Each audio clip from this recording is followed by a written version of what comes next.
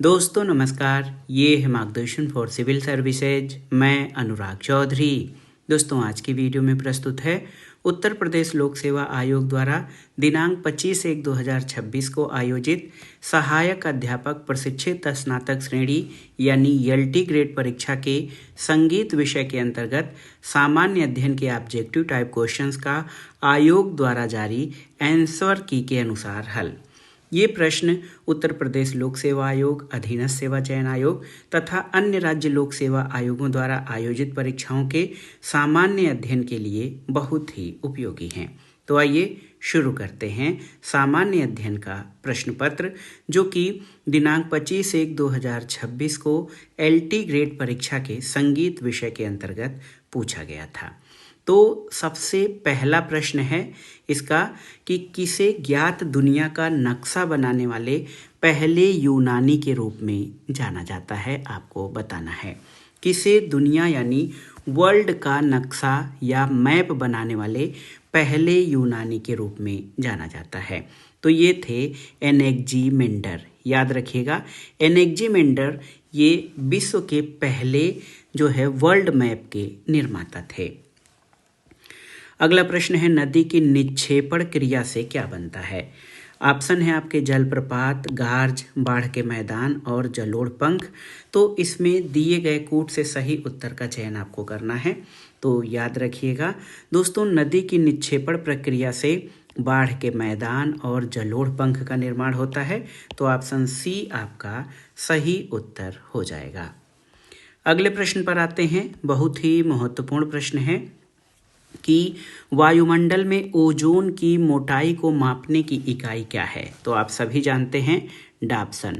Dobson unit जो है ये वायुमंडल में ओजोन परत की मोटाई मापने की इकाई होती है। अगला प्रश्न है फोटोग्राफर द्वारा किस कार्य के लिए हाइपोविलियन का प्रयोग किया जाता है। ऑप्शन है तस्वीर की रंगाई, तस्वीर को विकसित या डेवलप करना, या फिर तस्वीर का अस्थायीकरण या तस्वीर की छपाई।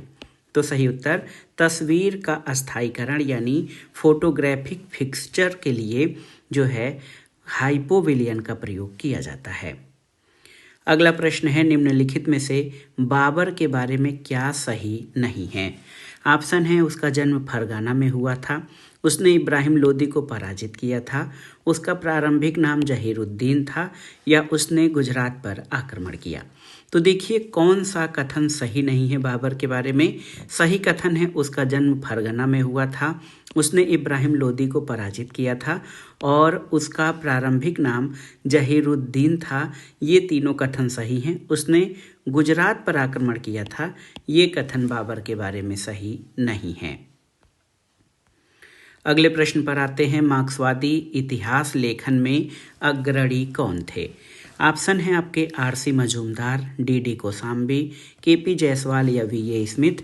तो सही उत्तर है डी कोसाम्बी। दोस्तों डी कोसाम्बी मार्क्सवादी इतिहास लेखन में अग्रणी थे। अगला प्रश्न है सहमति आयु विधेयक, जिसको कि एज ऑफ कंसेंट बिल कहा जाता है। सहमति आयु विधेयक, तो पूछा गया है कि सहमत आयु विधेयक भारत में ब्रिटिश काल में कब पारित हुआ था, वर्ष आपको बताना है।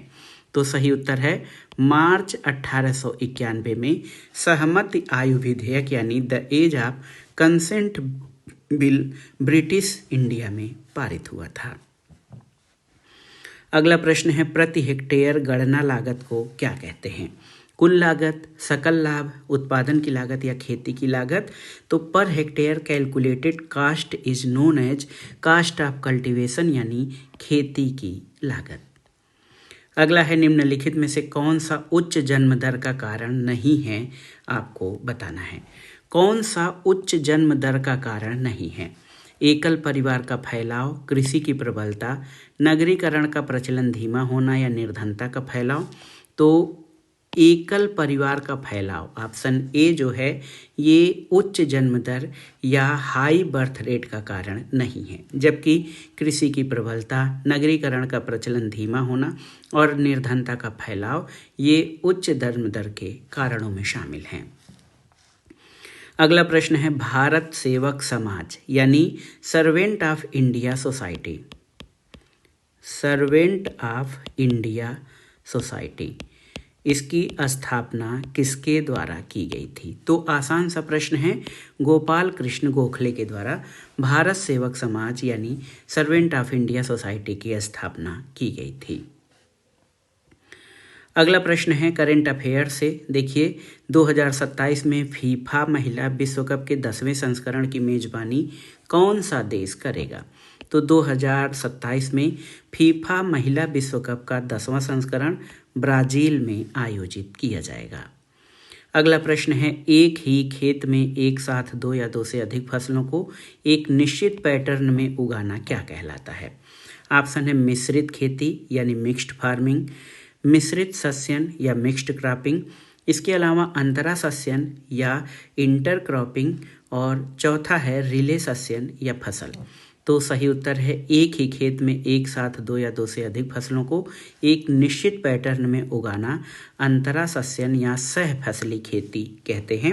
इसको इंटरक्रॉपिंग कहा जाता है। अगले प्रश्न पर आते हैं, बहुत ही महत्वपूर्ण प्रश्न है। चरम जलवायु, कम वर्षा और लोग खानाबदोश चरवाहे हैं, ये किस क्षेत्र का सबसे अच्छा वर्णन है? ऑप्शन है अफ्रीकी सवाना, मध्य एशियाई स्टेपी, साइबेरियाई टुंड्रा या उत्तरी अमेरिकी प्रेयरीज। तो सही उत्तर है ऑप्शन बी, मध्य एशियाई स्टेपी। चरम जलवायु यानी extreme climate, low rainfall and people are mobile, pastoralist यानी खानाबदोश। तो चरम जलवायु, कम वर्षा और लोग खानाबदोश चरवाहे हैं, ये मध्य एशियाई स्टेपी क्षेत्र को इंगित करता है। अगला प्रश्न है निम्नलिखित में से कौन सा पूर्ण वर्ग है, आपको बताना है। तो यहाँ पर देखिए 3 ऑप्शन दिए गए हैं और कूट के आधार पर बताना है। तो 23,453, 7,928 और 50,625। तो इसमें से केवल 3 यानी 50,625 ये पूर्ण वर्ग या परफेक्ट स्क्वायर का उदाहरण है। अगला प्रश्न है निम्नलिखित में से कौन सा वैश्वीकरण का परिणाम नहीं है, आपको बताना है। कौन सा ग्लोबलाइजेशन या वैश्वीकरण का परिणाम नहीं है? पहला है विकासशील देशों के बड़े उद्योगों के लिए बेहतर भविष्य की संभावना, वैश्विक बाजारों तक बेहतर पहुंच, बढ़ता हुआ स्थानीयकरण या उन्नत प्रौद्योगिकी। तो सही उत्तर है बढ़ता हुआ स्थानीयकरण यानी इंक्रीजिंग लोकलाइजेशन, ये वैश्वीकरण का परिणाम नहीं है। वैश्वीकरण से स्थानीयकरण कम होता है और विश्व स्तर पर अर्थव्यवस्थाओं का जो है अंतर संबंध और प्रवाह होता है, इसलिए बढ़ता हुआ स्थानीयकरण ये वैश्वीकरण का परिणाम नहीं है। अगला प्रश्न है स्त्री पुरुष अनुपात यानी फीमेल टू मेल रेशियो, इसकी गणना कैसे की जाती है? स्त्री पुरुष अनुपात की गणना कैसे की जाती है? तो ध्यान रखिएगा 1000 पुरुषों पर स्त्रियों की संख्या के आधार पर स्त्री पुरुष अनुपात की गणना की जाती है। 1000 पुरुषों के आधार पर जो है ये स्त्री पुरुष अनुपात की गणना की जाती है। अगला प्रश्न है हितेश गुलिया। हितेश गुलिया ने ब्राजील में आयोजित 2025 विश्व कप मुक्केबाजी में कौन सा पदक जीता था? तो उत्तर है स्वर्ण पदक। हितेश गुलिया ने ब्राजील में आयोजित 2025 विश्व मुक्केबाजी में स्वर्ण पदक जीता था। अगला प्रश्न देखिए महत्वपूर्ण प्रश्न है, राज्य व्यवस्था से है। भारत के निम्नलिखित राज्यों में से किस एक राज्य में अब तक विधान परिषद नहीं है? यद्यपि संविधान के 7वें संशोधन अधिनियम 1956 में इसका प्रावधान है। ऑप्शन है कर्नाटक, मध्य प्रदेश, बिहार और महाराष्ट्र। तो सही उत्तर है मध्य प्रदेश में दोस्तों ये विधान परिषद नहीं है, जबकि कर्नाटक, बिहार और महाराष्ट्र सहित 6 राज्यों में विधान परिषद हैं। अगला प्रश्न साइंस से है, विज्ञान से। लेप्टोस्पाइरोसिस एक बीमारी है जो निम्नलिखित में से किसके द्वारा होती है? लेप्टोस्पाइरोसिस। ऑप्शन है जीवाणु, कवक, विषाणु या प्रोटोजोआ। तो सही उत्तर है बैक्टीरिया यानी जीवाणु के द्वारा लेप्टोस्पाइरोसिस बीमारी होती है। अगला प्रश्न है, केंद्र और राज्यों के बीच होने वाले विवादों का निर्णय करने की भारत के उच्चतम न्यायालय की शक्ति किसके अंतर्गत आती है? तो केंद्र और राज्यों के बीच अगर जो कोई विवाद होता है तो उच्चतम न्यायालय की ये शक्ति उसके ओरिजिनल ज्यूरिसडिक्शन यानी मूल अधिकारिता के अंतर्गत आती है। ऑप्शन डी आपका सही उत्तर है। अगला प्रश्न है, जब n को 5 से भाग देते हैं तो शेषफल 2 बचता है। जब n स्क्वायर को 5 से भाग देंगे तो शेषफल कितना बचेगा? तो n कोई संख्या है तो n को जब हम 5 से भाग देंगे, जैसे n का मतलब 7 अगर जो ले लिया जाए, 7 को 5 से भाग देंगे तो 5 एकम 5 और शेषफल 2 बचेगा। लेकिन कह रहा है n स्क्वायर, तो n स्क्वायर का मतलब है 7 का वर्ग हो गया 49, तो 49 को जब 5 से भाग देंगे तो कितना बचेगा शेषफल? 5 9 45, 5 9 45, शेषफल 4। तो ऑप्शन सी। कभी कभी ऑप्शन के आधार पर भी हम इस प्रश्न का उत्तर आसानी से निकाल सकते हैं। तो n को 5 से भाग देते हैं तो शेषफल 2 बचता है। जब n स्क्वायर को 5 से भाग देंगे तो शेषफल 4 बचेगा। अगला प्रश्न है, 2025 में भारत में कुल कितने राष्ट्रीयकृत बैंक थे? प्रश्न है, how many nationalised bank were there in India in year 2025? तो भारत में 2025 में नेशनलाइज्ड बैंक 12 थे। अगला प्रश्न साइंस से है कि राइबोसोम कोशिका में किसके कार्य के लिए महत्वपूर्ण है, या राइबोसोम कोशिका में क्या कार्य करते हैं? तो आप जानते हैं राइबोसोम प्रोटीन सिंथेसिस यानी प्रोटीन संश्लेषण का कार्य करते हैं। कोशिका में राइबोसोम का कार्य प्रोटीन का संश्लेषण करना है। अगला प्रश्न है, मैथ से, सामान्य मैथ है, औसत का अनुपात है। 3 लड़कों की औसत आयु 15 वर्ष है। यदि उनकी आयु का अनुपात 3, 5 और 7 हो तो सबसे छोटे लड़के की आयु कितनी होगी? तो सही उत्तर है 9 वर्ष। सही उत्तर ऑप्शन डी 9 वर्ष होगा। जिन जिन अभ्यर्थियों ने इस प्रश्न का उत्तर 9 वर्ष लगाया है उनका उत्तर सही है। अगला प्रश्न है, निम्नलिखित युग्मों में से कौन सा युग्म जिंस और न्यूनतम समर्थन मूल्य 2025-26 के प्रति क्विंटल से सही सुमेलित नहीं है?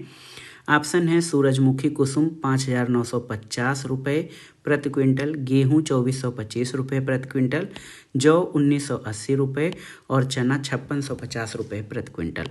तो सूरजमुखी जो है ये सही सुमेलित नहीं है। अगला प्रश्न है, निम्नलिखित में से कौन सी एक संसदीय समिति है जो कार्यपालिका को नियम और विनियम बनाने के लिए शक्तियों के प्रत्यायोजन की समीक्षा करती है? ऑप्शन है, कार्यकारी विधान संबंधी समिति, प्रशासनिक विधान संबंधी समिति, अधीनस्थ विधान संबंधी समिति, या उपर्युक्त में से कोई नहीं। तो जो है कमेटी ऑन सबऑर्डिनेट लेजिस्लेशन यानी अधीनस्थ विधान संबंधी समिति, ये ऐसी संसदीय समिति है जो कार्यपालिका को नियम और विनियम बनाने के लिए शक्तियों के प्रत्यायोजन यानी डेलीगेशन ऑफ पावर की समीक्षा करती है। अगला प्रश्न है, देखिए, सांविधिक प्रावधान के अंतर्गत भारत में ब्रिटिश काल में भारतीय महिलाओं को वोट देने या मत देने का अधिकार कब प्राप्त हुआ था? महत्वपूर्ण प्रश्न है, आपको याद रखना चाहिए ये प्रश्न भी। ये इम्पॉर्टेंट प्रश्न है। When were Indian women given to right to vote under a statutory provision in British India? तो सांविधिक प्रावधान के अंतर्गत भारत में ब्रिटिश काल में महिलाओं को वोट देने का अधिकार वर्ष 1921 में प्राप्त हुआ था। अगला प्रश्न है, कौन सी नदी पश्चिम की ओर बहने वाली नदियों के समूह से संबंधित नहीं है? पोन्नैयार, पेरियार, सावित्री और बैतरणी।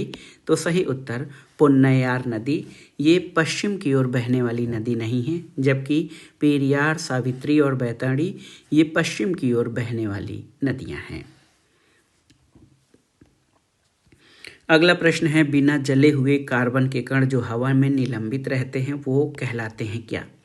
ऑप्शन है, carbon monoxide, suspended particulate matter या SPM, हाइड्रोकार्बन या HCB, या फिर क्लोरोफ्लोरोकार्बन, या देखिए CFC।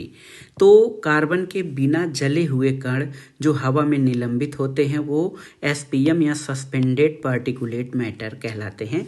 ऑप्शन बी आपका सही उत्तर है।